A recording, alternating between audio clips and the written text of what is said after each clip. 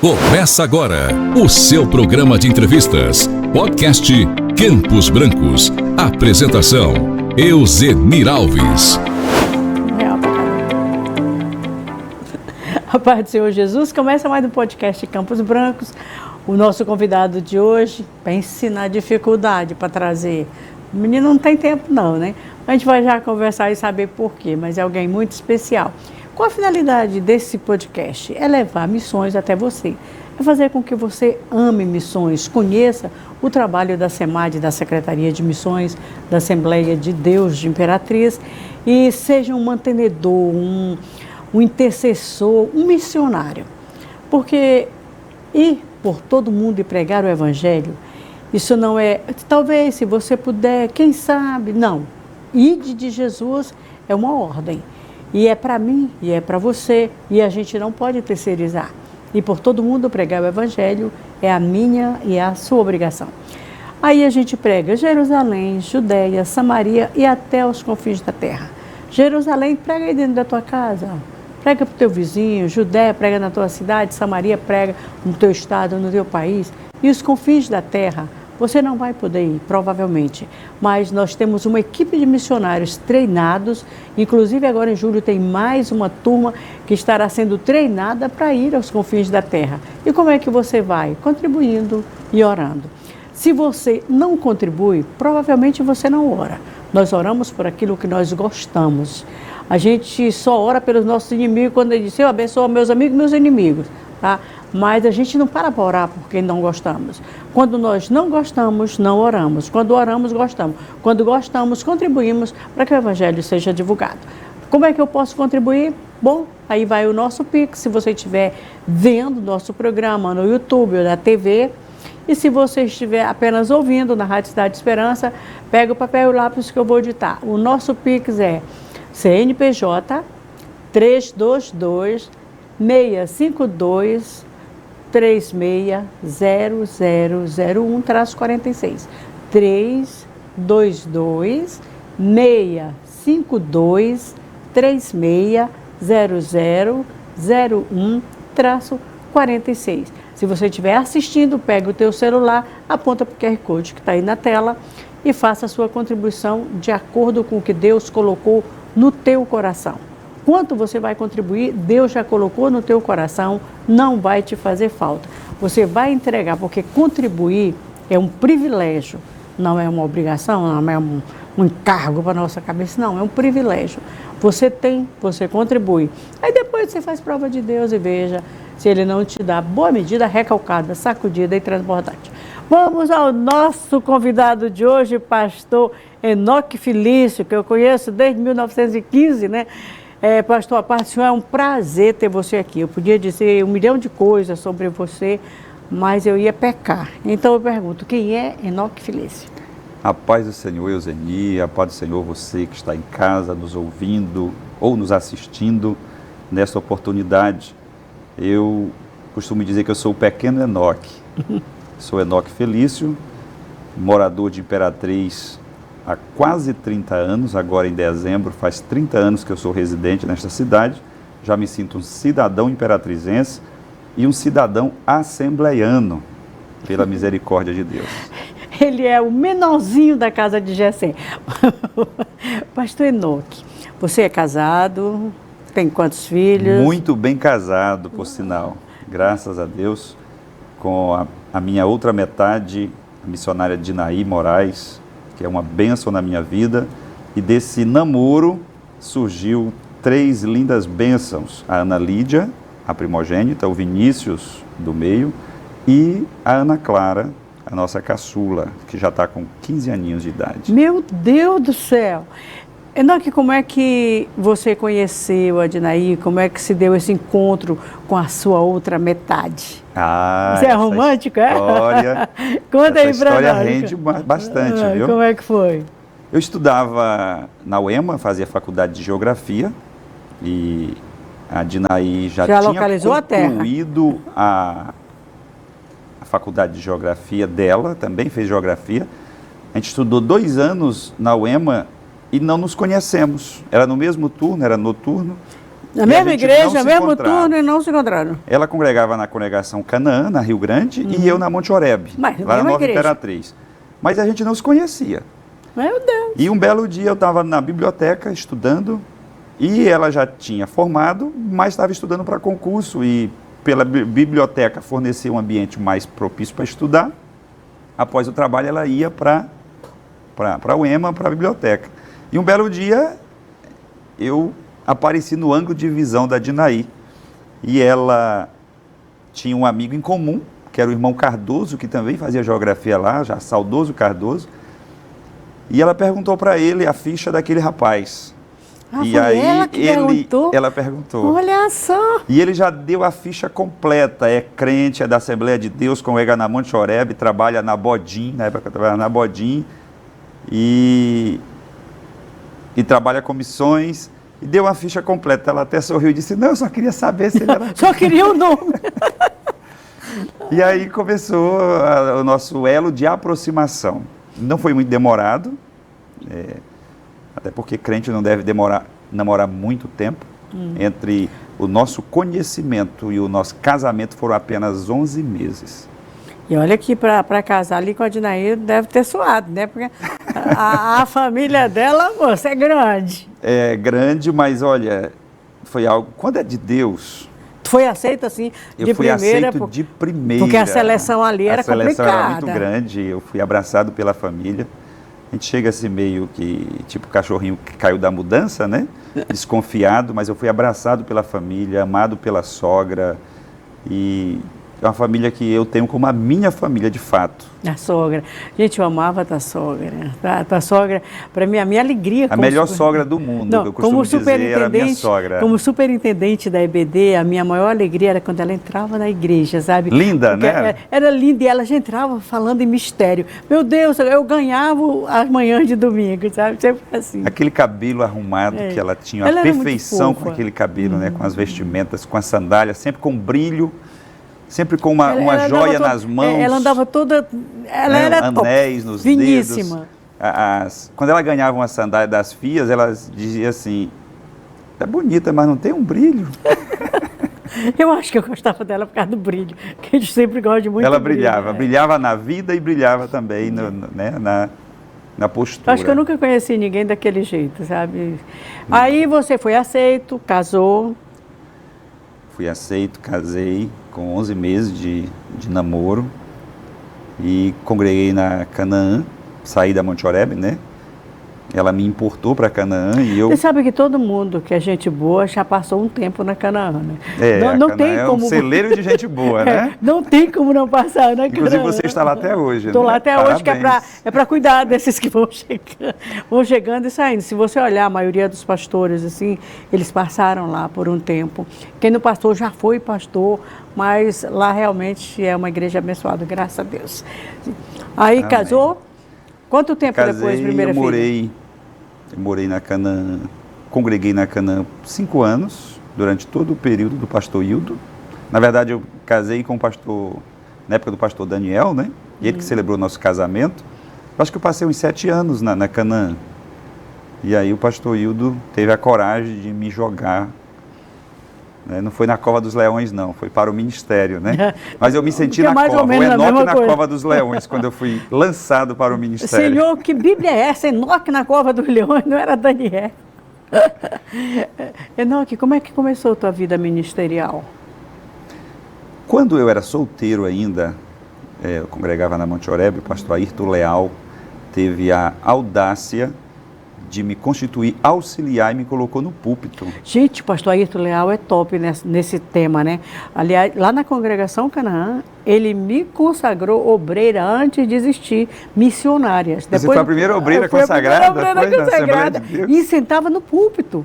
Aí depois o pastor Raul consagrou 12 missionárias e eu fazia parte dessas 12, né? Indicada pelo pastor Ayrton Leal, né? Depois...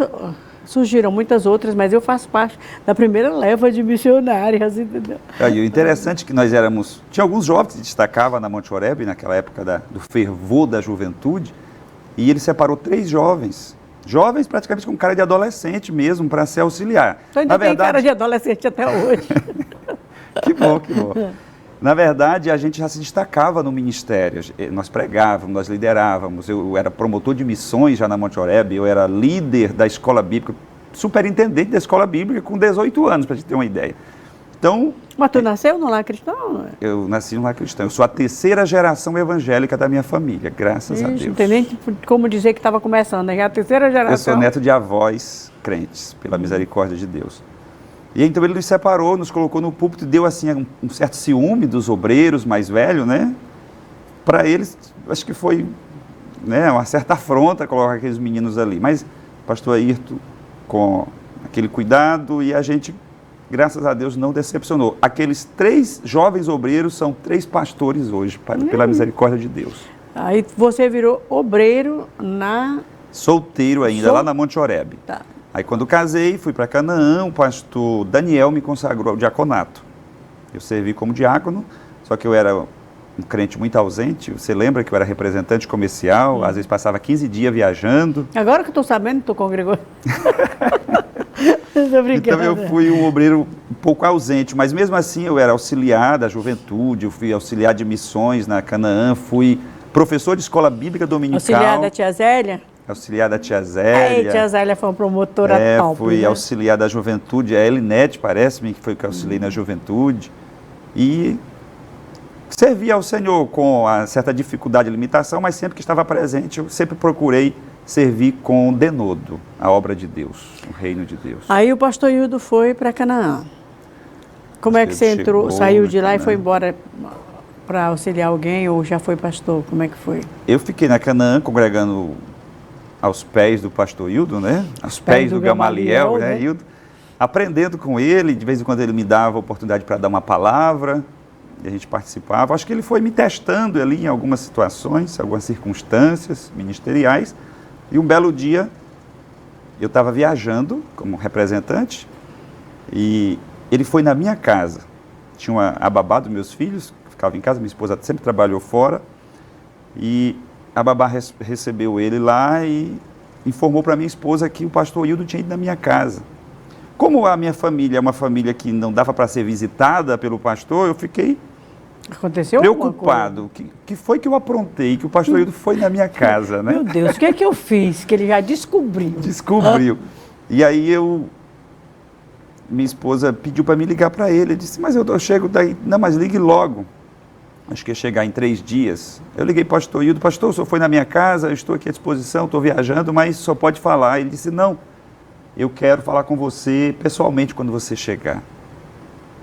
Eu disse, não, mas o senhor pode adiantar, pastor, o senhor sabe que não tem segredo entre nós. Aquela curiosidade, né, para saber se eu tinha infringido alguma lei. Imagina se eu ficava 3 dias. Aí, com muita insistência, você sabe como é o pastor Hildo, dificilmente você vai ver os dentes dele para você, né? Ele disse, é que você vai tomar conta de uma congregação.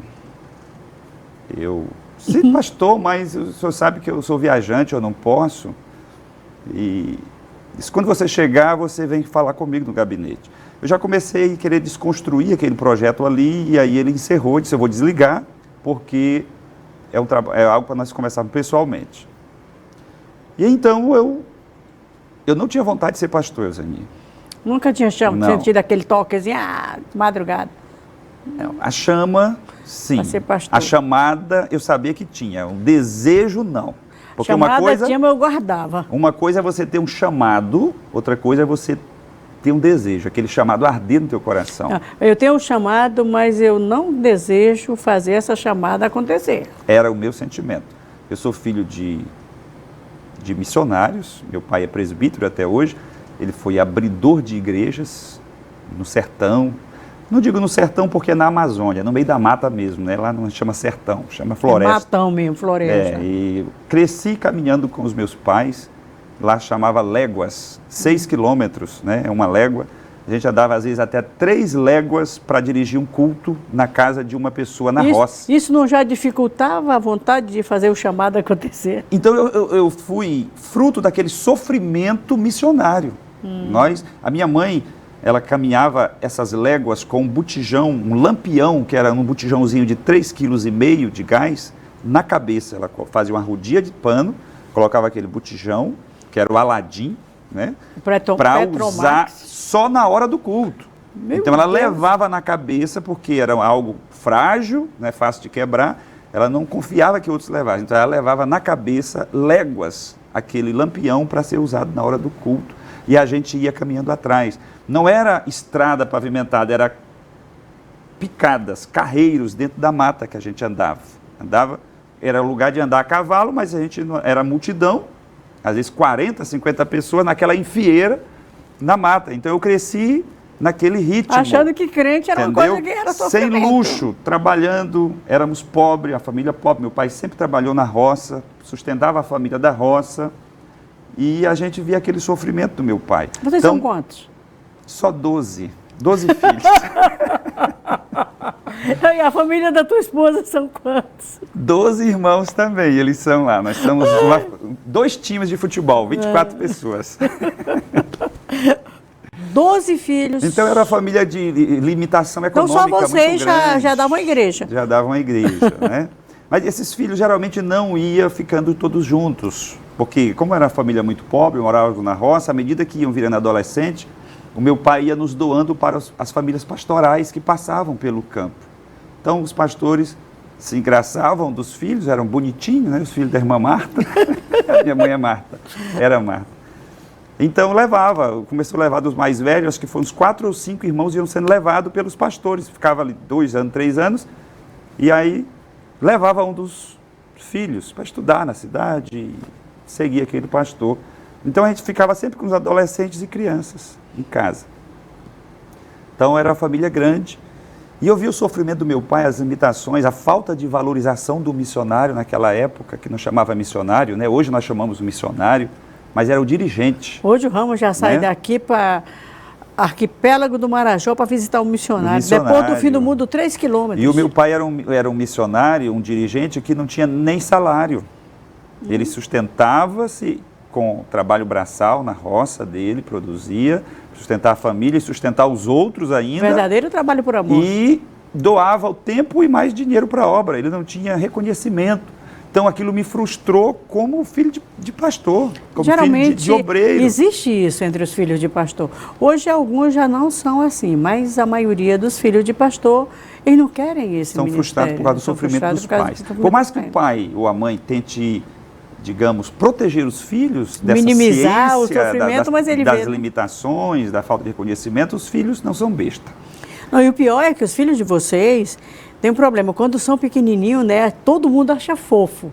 Quando eles estão com 3, 4 anos, meu Deus do céu, ninguém aguenta esse filho do pastor correndo na igreja. Quando é adolescente, não pode pecar porque são os piores.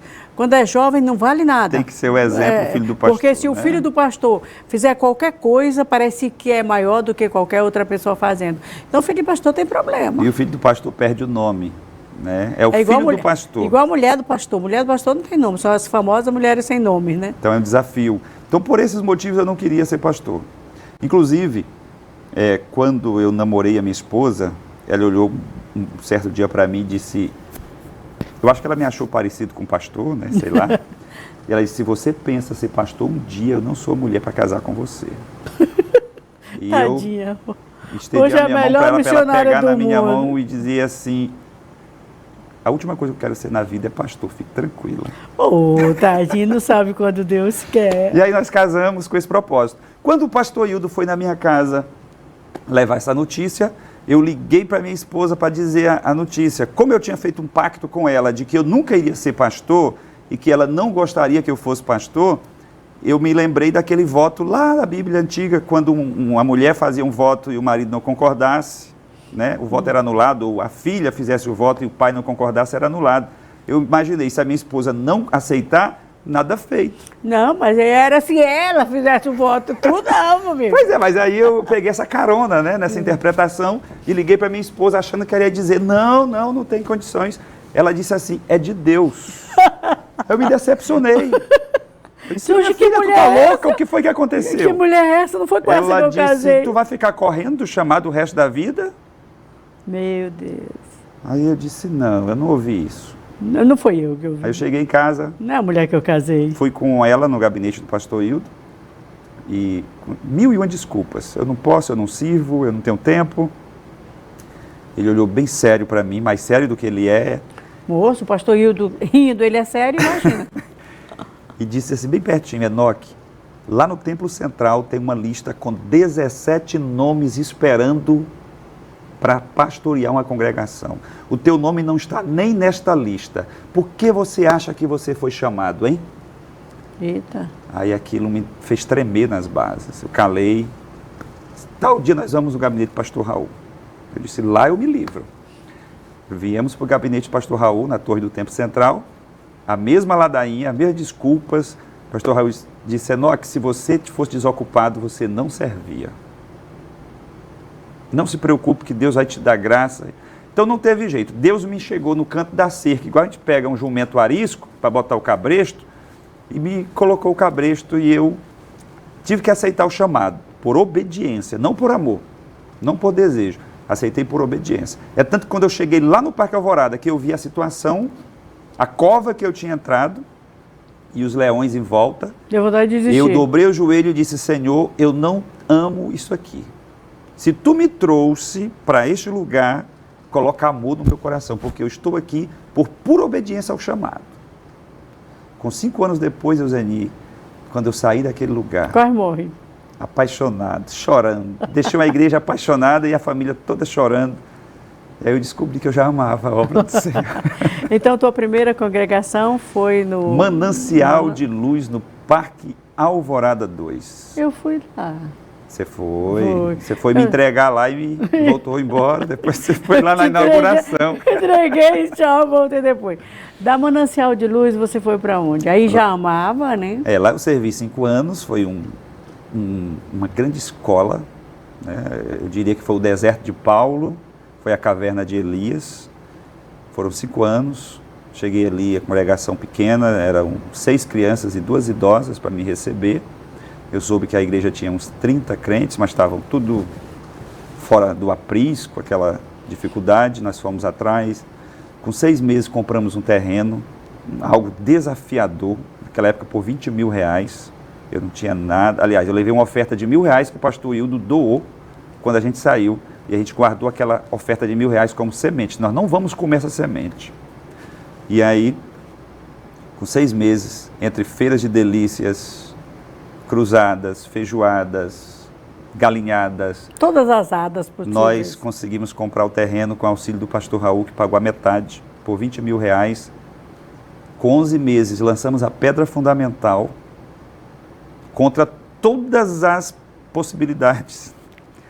E com 5 anos, com 4 anos e 7 meses, nós inauguramos aquela igreja, a mais linda do bairro até hoje. Manancial de Luz, está lá, uma princesinha no Parque Alvorada 2, hoje no campo, correspondendo ao campo 16.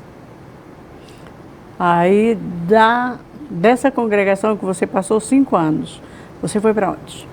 Nós fomos para a congregação Ágape. Congregação Ágape lá na época, hoje seria em torno do Ministério Filadélfia, né? Tinha o Campo 3. Na verdade, ficava em frente à minha casa. A casa que o Senhor tinha me dado. Oh, era legal, eu tinha né? abandonado a minha casa por causa da obra no Parque Alvorada, ficava 6 quilômetros de distância. Depois o pastor Raul me transferiu para próximo da minha casa. Eu vou te botar na frente da tua casa, aí não tem nem, pode nem faltar no culto. Eu tinha que abrir a igreja, chegar cedo, então foi interessante. Quanto tempo ficou lá? 4 anos. 4? Servi ao Senhor. Eita, ainda bem que o pessoal vai acostumado contigo, né? Porque tem pastor... A igreja costuma ser paciente comigo, tolerante comigo. A Canaã teve pastor que não passou 1 ano inteiro, entendeu? Por 7 meses ele foi transferido. Graças a Deus tem sido uma marca do meu ministério a permanência na igreja. Não, mas nossa, o pastor é legal, sabe? O pastor é tão legal que tem outra igreja precisando, e o pastor Raul, não, estão precisando de você. Aí ele acha que nós também não estamos precisando. Aí ele manda ele para outra e fica mandando para nós o melhor. Ele sempre vai mandando o melhor, ele tem esse cuidado. Amém. Tá, depois de lá você foi para... Após 4 anos na Ágape, eu fui para Nova Sião, na mesma regional, não é? Que hoje é o Ministério Filadélfia, e também passei 4 anos na Nova Sião. 5, 4, 4... Tem quanto tempo que tu é pastor? Tá, já com 15 anos. Meu Deus! E de lá fui para Betel, estou com 2 anos na Betel. Tá, já passou de 2 anos na Betel. Então são 4 igrejas que você foi. Estou na 4ª igreja. Está na 4ª igreja. qual a melhor experiência que o Enoque tem para contar? Não precisa dizer qual foi, tá? Porque aí o irmão fica com ciúme, né? Ou da outra. Qual a melhor experiência como pastor que você teve e qual a pior? Por que eu pergunto a melhor e a pior? Porque tem gente que acha que a vida de pastor é só flores. Eu queria ser o pastor. Não, não é. Eu sei que tem mais espinhos do que flores, mas vocês não mostram os espinhos, vocês só mostram as flores. Qual foi a pior experiência, qual foi a melhor? Olha, a melhor experiência, eu tive muitas experiências boas como pastores, tenho sempre. Todas as igrejas me proporcionaram boas experiências, mas a que me impactou muito foi o desafio na primeira congregação.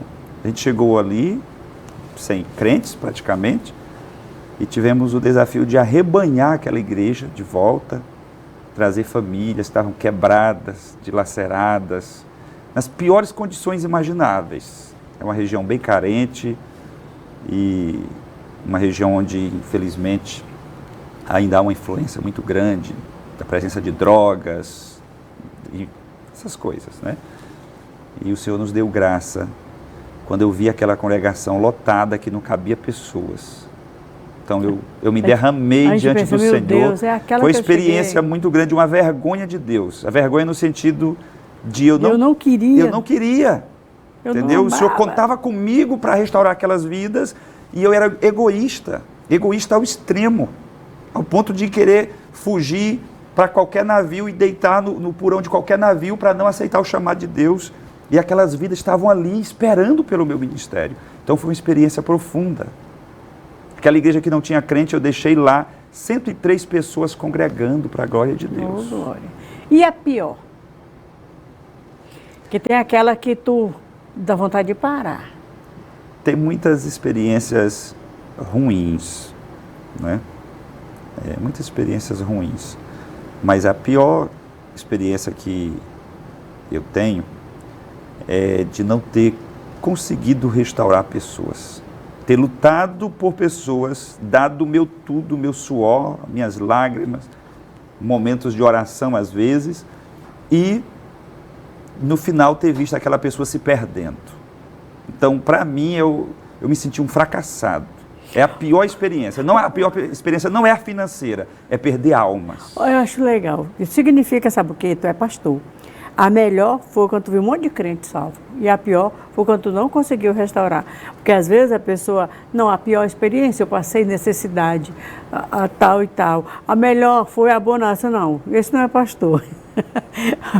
A pior experiência foi a falta de ver pessoas arrependidas e a melhor foi ver a igreja lotada. Traduzindo, o chamado era certo e tu teve que assumir.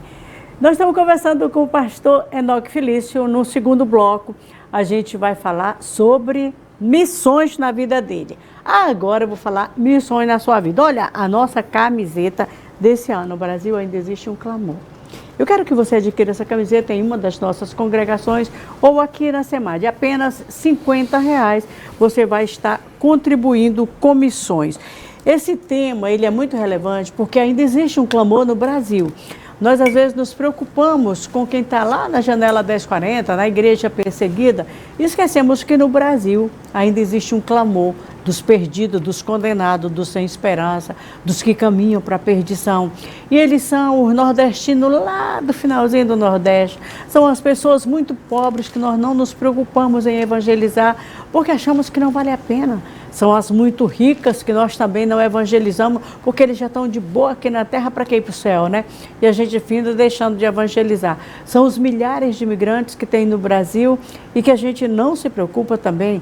Esse clamor vem dos ribeirinhos. Pastor Ramos agora esteve no arquipélago do Marajó com o pastor Elias. São mais de 2.000 ilhas, precisando urgentemente de Jesus, tá? Então, a gente está trabalhando esse povo. São os quilombolas, que só no Maranhão, pelo IBGE, tem uns 600 quilômetros. E a gente não se preocupa em ir levar essa palavra. Então, nós decidimos trabalhar com esse tema. Brasil ainda é um clamor. Aí você também pode adquirir aqui essa canequinha para tomar café. Essa daqui diz assim, você já orou por missão hoje? Imagina, você pega o café, coloca aqui, você vai levar para a boca, você já orou por missão hoje? Aí tu ora, meu amigo, não tem como não orar, não. Ou então essa daqui. Então falou Jesus, a roça é grande, mas os cabras machos são bem pouquinho, tá? É uma canequinha nordestina, você compra apenas R$25 e o dinheiro que a gente consegue com o lucro da venda dessas canecas do bazar, que está aqui também disponível, para cuidar da saúde do missionário. Sabe, missionário adoece, né? E quando ele adoece, ele liga para a base e a base tem que socorrê-lo. E a gente não tem recursos financeiros suficientes para socorrer. Então a gente aproveita e faz bazar, vende camiseta, vende caneca e cuida do missionário, contribuindo. Você pode, inclusive, personalizar. Acabei de personalizar umas e não aumenta muito, não aumenta R$5. Aí você dá para alguém que você ama ou para alguém que você não ama para passar a amar, tá bom? E não, que não amava as pessoas, não amava a igreja, não amava a chamada e ficou apaixonado no final das contas. Faça isso, com certeza Deus vai te abençoar. Agora a gente vai ali no comercial rapidinho e volta já já. Não sai daí não, tá? Estamos apresentando o podcast Campos Brancos. Bem-vindos ao Espaço Semear. Somos uma loja e bazar missionário onde cada produto carrega um propósito eterno.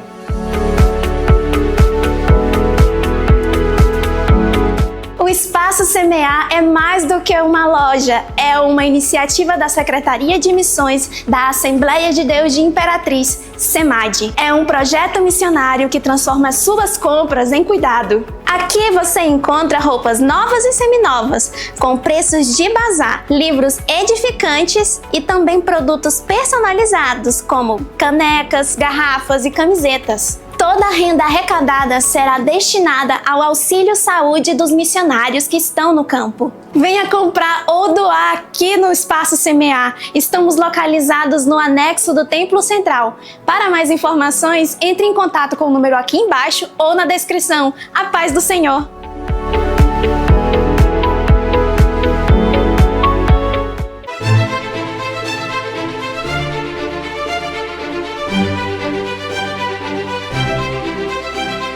Se a visão não te move, se a visão está distorcida, a missão fica comprometida. Quem tem uma visão preconceituosa é como se dissesse: aí não tem jeito, mas o dono da igreja, Assembleia de Deus do Piauí e do Nordeste, dá jeito a quem não tem jeito e dá nome a quem não tem nome.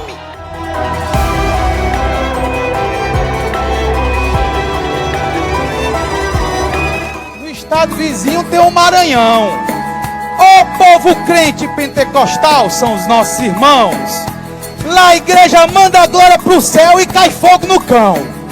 Povo animado e feliz que encontrou a salvação.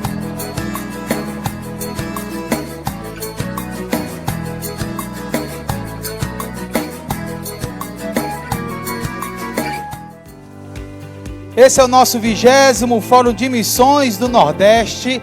A visão move a missão, baseado no texto bíblico de João 4:35. Este é o Brasil, um país de contrastes, de belezas e desafios. Aqui, onde a diversidade cultural e social se encontra. Brasil, ainda existe um clamor dos ribeirinhos que vivem imagens esquecidas, aos quilombolas que carregam no peito a força de sua história, dos indígenas, guardiões da nossa terra, aos ciganos, peregrinos em busca de pertencimento, sertanejos que enfrentam a seca com fé, imigrantes que atravessam fronteiras em busca de esperança. Entre os mais ricos e mais pobres, há um silêncio que clama por resposta. Todos precisam da mensagem de Jesus Cristo. E os que não têm religião, eles também clamam, não com palavras, mas com vidas que anseiam por algo maior. Será que estamos ouvindo? Estamos fazendo missões? O chamado de Deus ecoa em cada canto do Brasil. Ribeirinhos quilombolas, indígenas, ciganos, sertanejos, imigrantes, ricos, pobres, todos precisam ouvir que existe um Salvador. Vamos responder ao chamado de missões. Brasil, ainda existe um clamor por amor, por cuidado, por salvação. Juntos podemos responder. SEMAD, levando Jesus ao Brasil e ao mundo. Voltamos a apresentar podcast Campos Brancos. De volta com o nosso podcast Campos Brancos, eu já começo perguntando, você orou pelo missionário hoje? Deixa eu dar um segredinho para você. Toda vida que você for orar, na hora de comer, não esquece de dizer, Senhor, não deixa faltar na mesa do órfão, da viúva e do missionário. Pronto, e já está de boa. E ore sempre, tire um minuto para orar por quem está no campo de batalha, lá na linha de frente. Você está aqui contribuindo, você está orando, mas ore por quem está lá na linha de frente. Nós temos missionários em locais onde a igreja é perseguida, que ele faz missões com a boroquinha arrumada, com o passaporte, com a passagem pronta. Aconteceu alguma coisa, ele pega o caminho de casa. Agora, por exemplo, tem gente em Israel e no Irã que está voltando para quê? A gente não disse para você onde é que ele está? Por quê? Porque a igreja é perseguida, atrás da janela 1040, nós temos missionário. Se a gente começar a divulgar o nome dele e onde está, a gente está praticamente entregando ele, mandando matar ou mandando expulsar. Então a gente tem aqui, se você quiser vir na SEMAD para orar por ele, a gente deixa ver. Agora, nunca colocar lá na tua congregação onde é que estão os missionários. A gente até coloca o país, mas não o local nem o nome dele. E aí você pode contribuir com missões. Como eu posso contribuir? Na secretaria da tua congregação, você vai lá e contribui.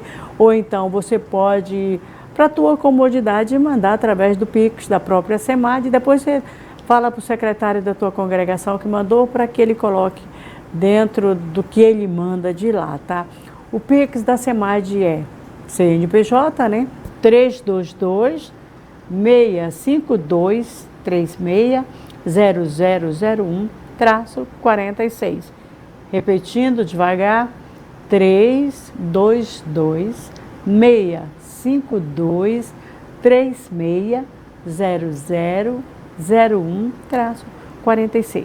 Se você estiver vendo esse programa, o nosso programa agora está sendo exibido só na SEMAD Imperatriz, né? Estamos exibindo nele. Você pega o teu celular e aponta para o QR Code que está bem aí na tua tela e faz a tua contribuição de acordo com o que Deus colocar no teu coração, tá? Porque você tem que entregar essa contribuição feliz por poder contribuir. Deus ama quem dá com alegria. Então aproveita e faz isso. E nós vamos voltar agora falando com o pastor Enoque Felício. Eu quero saber como é que missão entrou na sua vida. Quando eu cheguei em Imperatriz, com 15 anos de idade, eu, apesar de ter feito missões na infância, mas eu não conhecia esse termo, missões, obra missionária. Então, foi novo para mim. Quando você viveu na obra missionária, mas não conhecia a nomenclatura. Não conhecia a nomenclatura e essa forma de fazer missões que a gente já praticava aqui. Era jovem ainda, a obra missionária, quando eu cheguei. E então eu comecei a ouvir os informativos missionários, as cartas dos missionários que eram lidas na igreja. É do tempo da carta, né? Era do tempo das cartas. Inclusive, quando eu me tornei promotor de missões, eu escrevi bastante carta para os missionários. Então começou a acender aquela chama no meu coração e eu comecei a contribuir. Não tinha trabalho ainda, era um adolescente, 15 anos, recebi uma bolsa de sustento de 2 irmãos meus que me enviaram para a Imperatriz para morar com a minha avó. Sou menino criado com vó, viu? Eu sabia. A tua avó criou um bocado, não criou? Na verdade, só eu morei com ela. Morar com ela só tu. Mas ela era uma avó maravilhosa. Aquela ganguezinha ali, né? todo mundo era junto. A casa da minha avó parecia uma prefeitura, na verdade. Cheia de o Enoque é sempre. primo do Joel e Jânio, né? Daquela dupla famosa. meus primos irmãos, na verdade, Joel e Jânio. Tenho muito carinho por eles. Mandar um até abraço especial pro Joel, tá cantando muito, última música que ele mandou, linda, amei, viu, Joel? hoje. Pastor Joel, lá em Aguazu do Norte, estado do Pará, e o Jânio em Goiânia, no estado de Goiás. E deixa eu mandar um abraço pro vocês. Jânio também. Jânio, tá cantando muito com Donizete.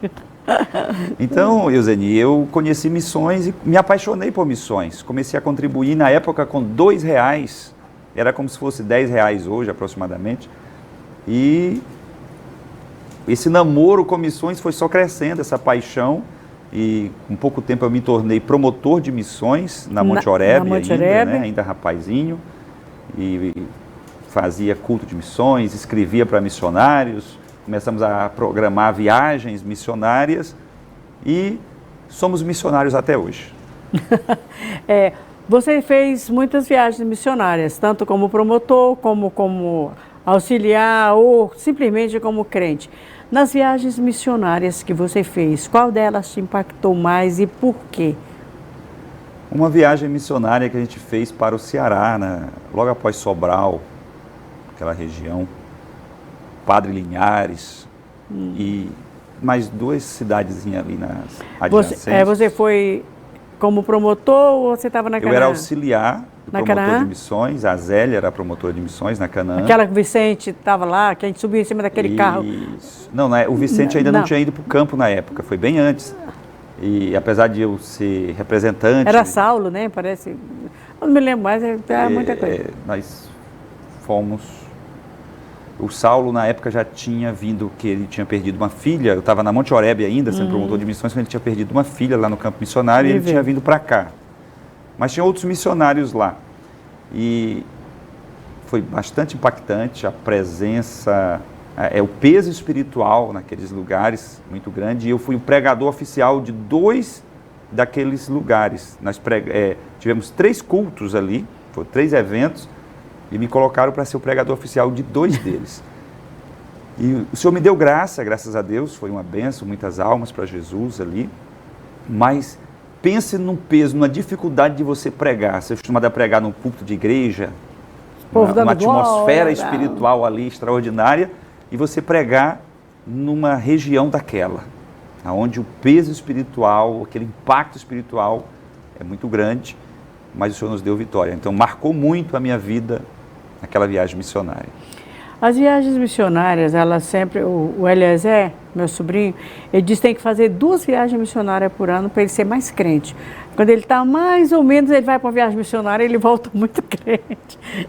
Engraçado, falar Eliezer, só abrindo parênteses aqui, eu fui numa congregação na Jardim de Deus, na cidade de Jardim, no culto de missão esse final de semana. E o Eliezer estava lá. E ele, a esposa, a filha, na volta, chamei a filha dele, vamos para praia. Eu ainda tenho uns 10 anos, vamos. E ele ia jantar com o pessoal e eu fui com ela para praia. Chegamos na Rio Grande, bem na esquina, perto do Banco do Brasil, ali, tem um bar. Pense num forró arrumado, né? E aí o sinal fechou bem na hora que nós chegamos na frente do bar. E aí o pessoal dançando, tal e tal, e ela vira aqui, né? 10 anos a menina.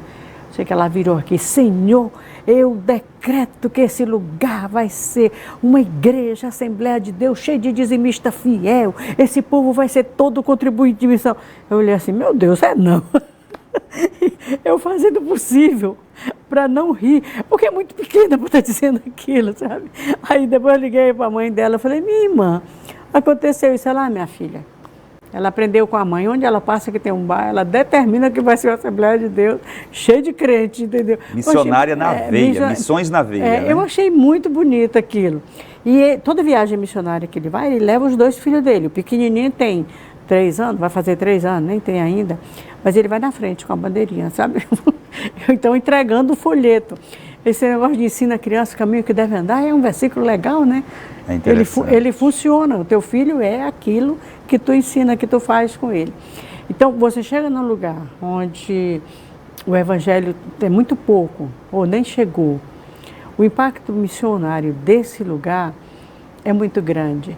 Qual a maior carência que o Enoque Felício conseguiu detectar nas viagens missionárias que fez?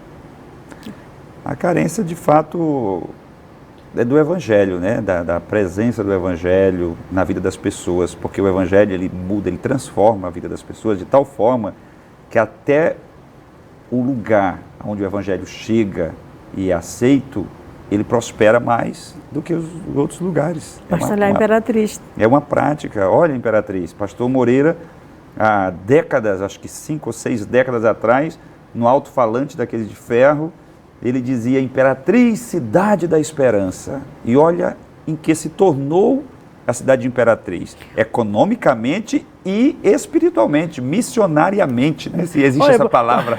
Pode olhar que desde que começou missões em Imperatriz, a Imperatriz deu um boom. A igreja cresceu, digamos, na bolha missionária, através da chama missionária. A igreja, ela teve um crescimento gradativo até missões. De missões para cá, ela explodiu. É porque nós somos uma cidade do interior do estado mais pobre da Federação Brasileira. Então, veja bem, é complicado. Nós somos do interior do estado mais pobre. E a igreja mantém 540 missionários. Imagina uma cidade rica, o que podia fazer se a chama missionária ardesse. Já parou para pensar nisso? É extraordinário. Então, para você ter uma ideia, o que missões é capaz de fazer na vida de um povo, na vida de uma igreja, na vida de uma pessoa. Então, o Evangelho também faz isso. Então, esses lugares, quanto mais carente, esse peso espiritual negativo, claro, falando, afeta a vida das pessoas, é falta do Evangelho. Então, há esta carência. Tá? E também a outra carência que eu vejo é a questão do discipulado desses novos convertidos no campo missionário. É um desafio muito grande, porque o missionário, ele tem o papel de ganhar e tem que também desempenhar o papel de discipular. Então é um trabalho duplo para o missionário, além de desempenhar o trabalho social. Então é uma carência muito grande o discipulado no campo missionário. Vamos começar agora falando com o Enoque Pastor. Fala para esse jovem pastor, ou esse jovem cristão que está nos assistindo agora, nos vendo, nos ouvindo, por que obedecer mesmo quando não há amor? E qual a vantagem de obedecer se não ama? Porque a tua chamada foi, tu contou no início que foi assim. Então eu queria que você falasse que às vezes o jovem tem um chamado, mas ele não tem vontade. Então ele desiste, ele recua desse chamado. E eu queria que você falasse com esse jovem que está nos ouvindo agora, o porquê não recuar. Por que eu estou falando jovem? A gente vai ter agora um treinamento de 3 anos para jovens, para evangelizarem, né? Um treinamento mais profundo do que o curso de missões que nós fazemos. Começa agora esse treinamento. E muitos jovens não querem ir, porque eu tenho chamado, mas eu não tenho vontade. Queria que você falasse o porquê obedecer mesmo sem amor. Meu querido, minha querida, eu quero te dizer que, acima de tudo, o ID é uma ordem de Cristo. Faz parte da grande comissão. Quando Jesus chamou a igreja ali na sua despedida ministerial, ele disse, conforme está aqui Marcos, a palavra de Deus, capítulo 16, versículo 15, ide por todo o mundo, pregai o evangelho a toda criatura. Então, principalmente porque é uma ordenança, nós devemos atender esse chamado.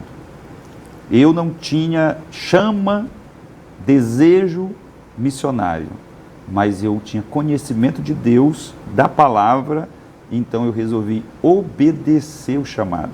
E quando eu obedeci o chamado, atendi o chamado por obediência, Deus regou o meu coração, a minha vida com amor, com paixão.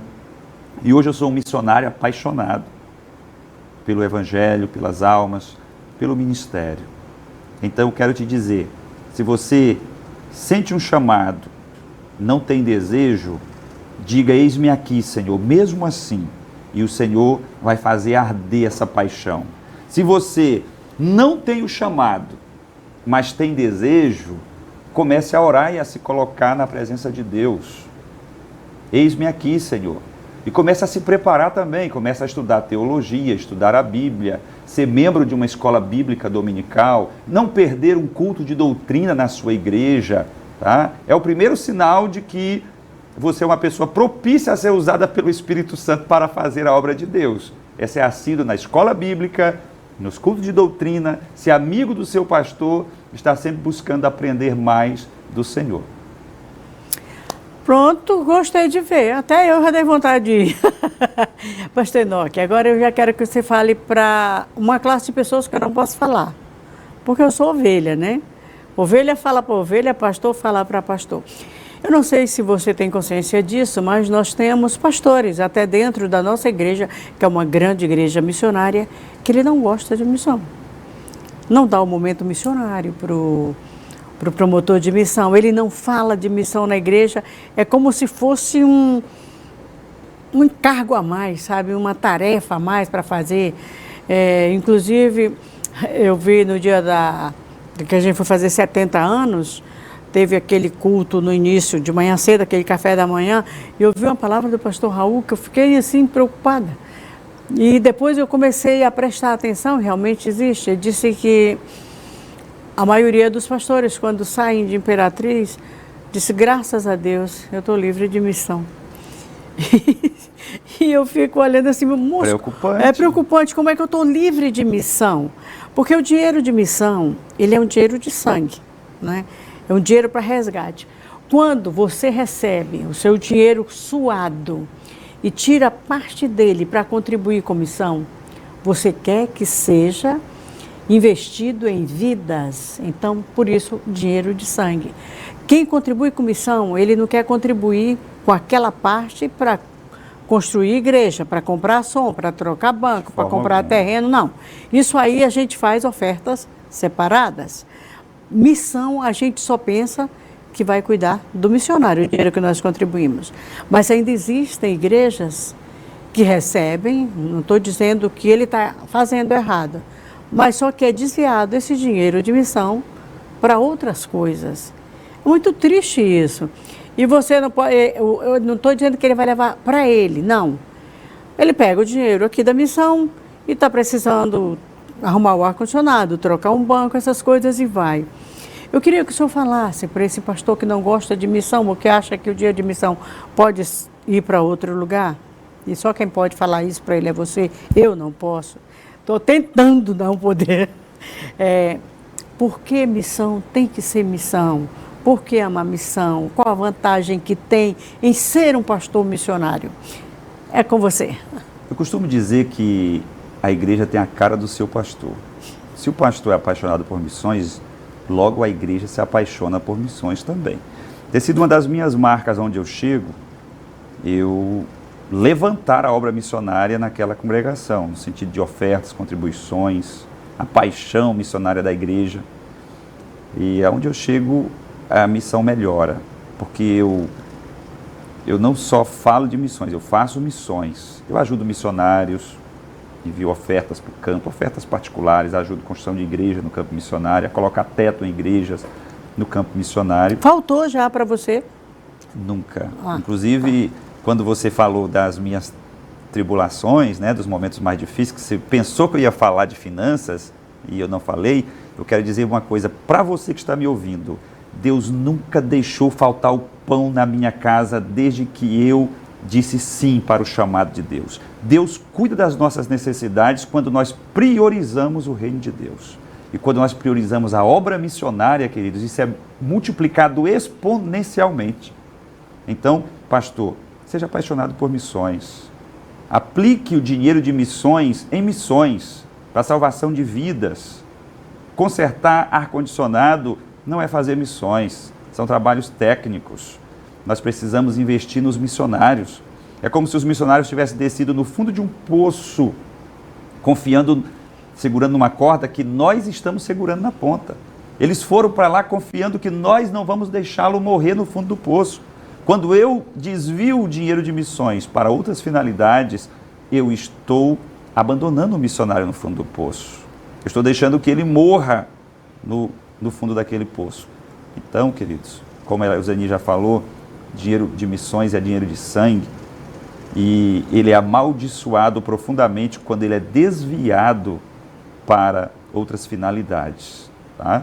Infelizmente, nós temos sabido de igrejas, de campos inteiros que têm direcionado para outras finalidades a oferta missionária. E isso, na verdade, não é só um desvio, mas é uma deslealdade com o membro, com a ovelha que está contribuindo, crendo que esse dinheiro vai ser direcionado para o missionário, quando na verdade ele é direcionado para outras finalidades. A gente fica de coração partido e o nosso apelo é: vamos amar missões, vamos apaixonar por missões de fato, vamos falar de missões, vamos contribuir com missões. Contribua, pastor, com missões. Faça a sua igreja saber que você é apaixonado por missões. A igreja vai seguir o seu exemplo. Queridos, talvez você diz: eu não quero contribuir com missões, porque eu não vejo para onde vai. A SEMAD trabalha com transparência. Eu quero convidar você para vir aqui na SEMAD. Fica no anexo do Templo Central.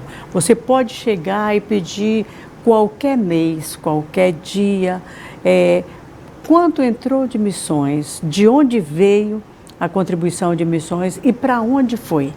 Nós fazemos questão de mostrar quanto entrou, de onde veio, para onde foi, porque nós trabalhamos com transparência. Por que não mandamos um relatório para as congregações? Porque é contraproducente. Eu não vou mandar. Tem pessoas que ficam até constrangidos quando a gente coloca o nome fulano e tal. No início a gente colocava o nome e o valor de quem contribuiu. A gente colocava até no painel, mural, né? No mural na igreja, mas os irmãos pediram para isso não ser feito, não é legal. E outra coisa, eu dizer quanto entra, a hora que entra e que hora eu estou mandando para o missionário, parece que eu estou dizendo para o bandido: ó, em tal lugar vai ter dinheiro. Agora, você pode vir aqui na hora que você quiser. Se está difícil para você vir aqui, pode ligar para a gente aqui na SEMAD, pode pedir para qualquer um de nós que a gente manda. Um dia desse, um irmão aí de um campo, ele ligou para mim e disse: Euseni, eu queria saber quanto entrou de missão no mês tal e tal e tal, daqui do nosso campo. Eu mandei. Aí ele: não, Euseni, quero saber quanto entrou. Eu falei: foi isso que entrou. Não, tá errado. Eu falei: não, o que entrou foi isso, o que você arrecadou, eu não sei. O que entrou foi isso, quem trouxe foi fulano, e está aqui o recibo assinado por ele e por nós mandamos para a mão dele. Aí ele: meu Deus, eu falei: eu só posso dizer o que entrou. Então, o que entra na SEMAD, nós prestamos conta. Não deixe de contribuir porque você acha que não tem transparência. Quando você não contribui, não é pela falta de transparência, é pela sua falta de amor. Deus abençoe a sua vida. Pastor Enoque, muito obrigada por ter vindo. E a Câmara é sua para considerações finais, que é só uma hora, passou muito rápido. Realmente passou muito rápido. Eu é que agradeço o carinho de ter nos trazido aqui. E o meu apelo, não só à Igreja de Imperatriz, mas à Igreja de Jesus no Brasil e no mundo. Vamos fazer missões. Estamos vivendo os últimos momentos da igreja na terra. Não adianta a gente se apegar com fazendas, com bens, com riquezas, porque tudo isso ficará, mas todo o nosso investimento em almas nós levaremos para a eternidade. É a única riqueza que vamos levar, que vai transcender o plano da matéria, é o investimento em missões, em almas, em resgate de vidas. Então vamos fazer isso porque nós vivemos dias difíceis e entendemos pelos sinais no mundo que Jesus está prestes a voltar. Vamos resgatar aqueles que nós podemos livrar do inferno, conforme a Bíblia nos orienta. Inclusive é o tema de missões esse ano: livra os que estão sendo destinados à morte, se o puderes. Mas o começo do versículo é: se te mostra frouxo no dia da angústia, com fraco és. Está lá em Provérbios. Então, queridos, Deus abençoe a sua vida. Você pode ver o nosso podcast no IEAD Church, né, Damares, e também na SEMAD IEAD, que é a Assembleia de Deus de Imperatriz. Você pode ver no canal 14, toda sexta-feira, das 19 às 20 horas, e pode ouvir na Rádio Cidade Esperança, todo sábado, das 19 às 20 horas. Rádio Cidade Esperança 106.9, é uma rádio segundo o coração de Deus, há 24 anos no ar, anunciando Jesus. E aí, já que eu falei em rádio, eu vou pedir para você sintonizar no melhor programa de meio-dia, que é Voz da Assembleia de Deus. A gente tem sempre uma mensagem do céu direto para o teu coração, ministrada pelo pastor Raul. A gente tem só aqueles hinos do tempo da moda do lenço, que você ainda chorava quando eu via o hino. Então, a gente tem esse tipo de música sacra no programa Voz da Assembleia de Deus. E a apresentação é eu, Zeni. A gente fica junto sempre. Deus abençoe a sua vida e até o nosso próximo encontro. Obrigado, pastor Enoque. A paz do Senhor. Eu é que agradeço. Que o Senhor abençoe a todos os ouvintes, telespectadores dessa programação. Um abraço em Cristo Jesus.